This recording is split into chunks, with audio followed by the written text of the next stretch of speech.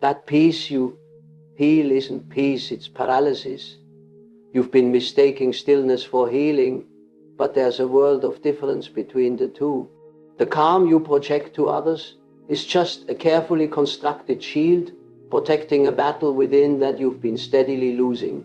There are aspects of your being you've concealed so thoroughly you've nearly forgotten they exist. They emerge in your nightmares, they flare during unexpected moments, and they systematically undermine every positive opportunity that comes your way. The psychologist Carl Jung identified this as the shadow self, proposing that until you bring these hidden aspects into awareness, they will steer your existence, and you will mistake this direction for destiny. True liberation demands you meet this concealed part head-on. This journey is about locating that shadow, understanding its nature, and perhaps for the first time, discovering what real freedom feels like. For years, you've carefully crafted an identity you believed the world would embrace. One that is pleasant, effective, dependable, even accomplished. Yet, in your quietest moments, you recognize this isn't the complete picture. Something feels fundamentally wrong.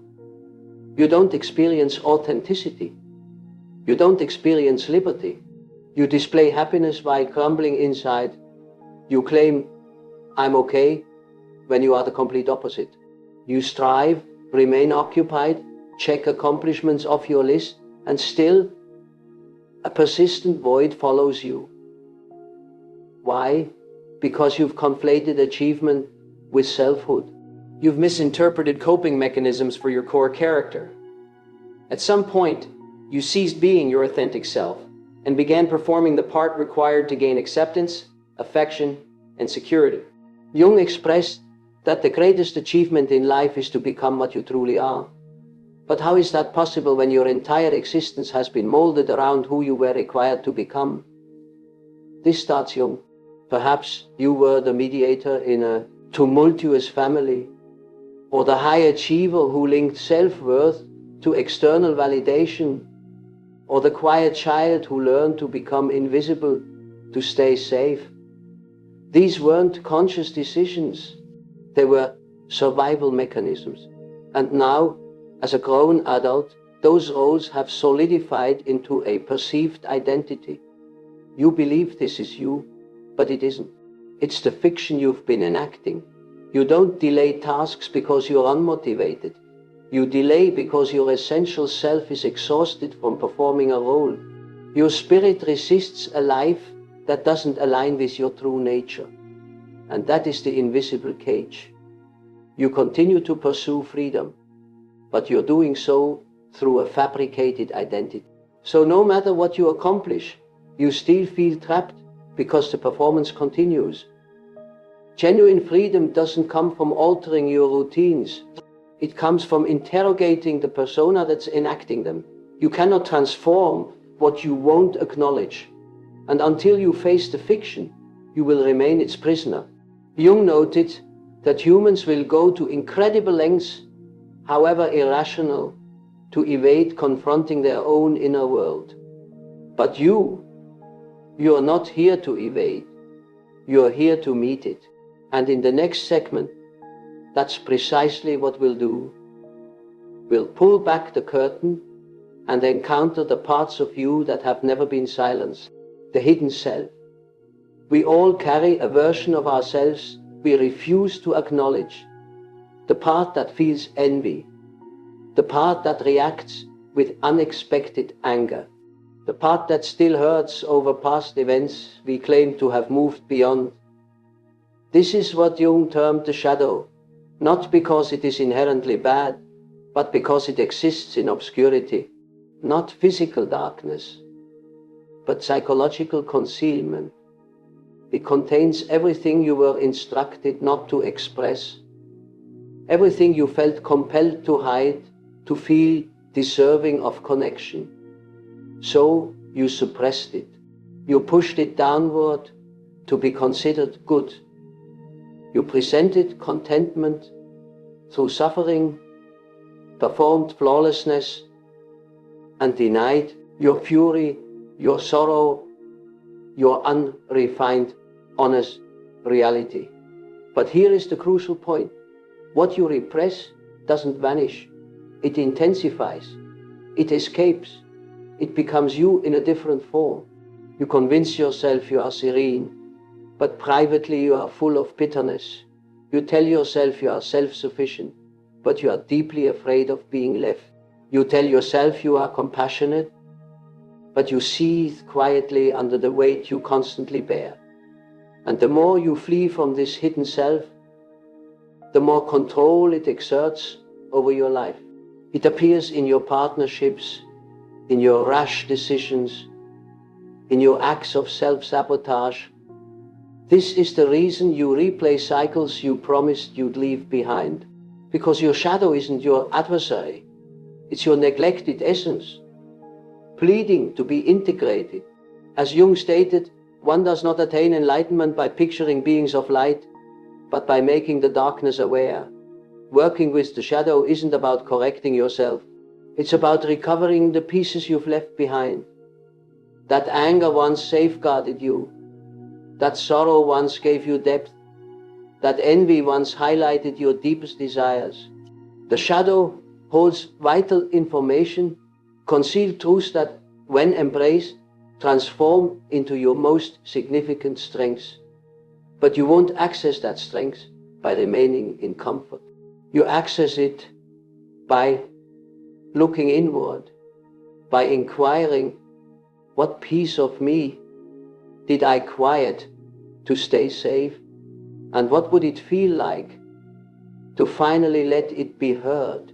You think you're frightened of what you might discover, but what you're truly frightened of is the immense power you will embody when you cease concealing yourself from yourself.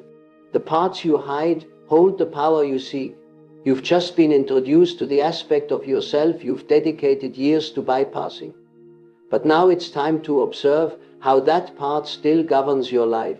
In the coming section, we'll investigate the unseen framework of your existence, the cycles, the reactive moments, and the silent agreements that have dictated how you connect, how you withdraw, and how you exist, confronting the truth. But once you've seen the hidden self, you cannot unsee it. And this is where most individuals halt their progress, because awareness is uncomfortable. It's simpler to return to the familiar cycle, to assign blame to past relationships, your upbringing, your career, the system, to fate, to declare, this is just my nature, instead of asking, why do I remain in this same loop? Because here is the reality most self-help content avoids. You don't draw to you what you desire. You draw to you what you are reluctant to confront. You repeatedly find yourself drawn to partners who cannot commit. Perhaps love was conditional in your past. You repeatedly undermine your own success. Perhaps achievement feels threatening because struggle is familiar. You repeatedly assume the role of the harmonizer, constantly prioritizing others. Perhaps being necessary was your sole method of feeling valued. These aren't character defects, they are survival blueprints. You didn't select these patterns. They were ingrained in you when you were too vulnerable to know differently. But now you are aware. And if you continue to live by those old programs, that is no longer past trauma. That is a choice to abandon yourself. Jung said, until you bring the unconscious to light, it will guide your life and you will refer to it as fate. The instant you become conscious of a pattern, you hold the tool for change. But most people immediately surrender that tool because liberty feels frightening when your only reference point is confinement. The cage provides you with rules. It provides you with predictability. It provides you with an identity. But it also provides you with suffering. A quiet, relentless, smothering suffering. And eventually, that suffering becomes you're normal. So here is the pivotal question. How long will you remain faithful to a version of yourself that is extinguishing your potential? Because until you disrupt the pattern, you are the pattern. And if you believe breaking, it will feel clear and brave, you are mistaken. It will feel like loss, like disorientation, like standing in the center of a structure you set on fire. But what emerges from those ashes? That is where true transformation starts. The unraveling. Here is the phase for which no one readies you. Healing doesn't feel like stepping into your strength. It feels like slowly coming undone. You won't awaken one morning with all solutions. You'll awaken grieving, mourning, a version of yourself you can no longer perform. Because authentic change isn't designed for social media. It doesn't happen during a perfect routine. It happens when you are completely alone, finally truthful with yourself. Not the kind of truth that says, I need a new habit. The kind that admits, I've been escaping from myself for years and I have no energy left. You'll begin to notice the gap between the trigger and your response. You'll feel the impulse to react harshly and instead, you'll choose to wait. You'll feel the compulsion to appease others, but will choose your own needs instead. You'll feel the anxiety build and still move forward into it. That gap, that brief hesitation, is where freedom is born. But it won't feel like strength initially. It will feel like a void, because choosing a new path means releasing the narratives that once provided safety. Carl Jung once observed, there can be no transformation without discomfort. And that discomfort, it is meaningful. Because through that discomfort, you uncover something you never anticipated. You were never damaged. You were simply covered by layers of conditioning, societal pressures, assigned roles, past pain by constant noise. And in the quiet that follows, you start to detect something almost forgotten, a voice you haven't heard in a very long time, your own true voice, the one you left in the past, the one that didn't require constant approval, the one that wasn't frightened to be visible, the one that knew its own essence. But here is the revelation. That version of you, it's still present, waiting for you to end the self-betrayal, waiting for you to stop diminishing your light, waiting for you to finally return to yourself. And in the next part, we will connect with that self, not the persona you've been performing, but the one you've been restraining your entire life.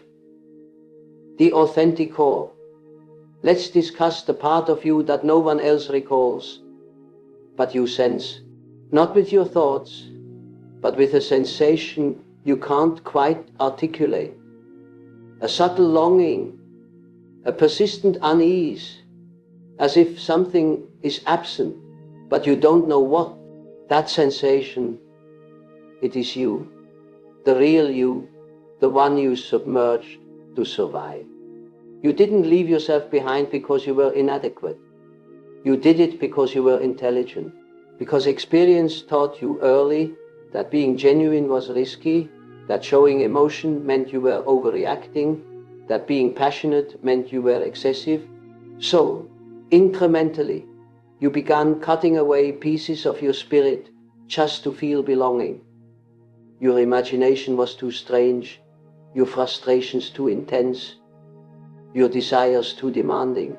So you adopted a pleasant demeanor, you performed the part, you followed the expected path, and people appreciated you for it.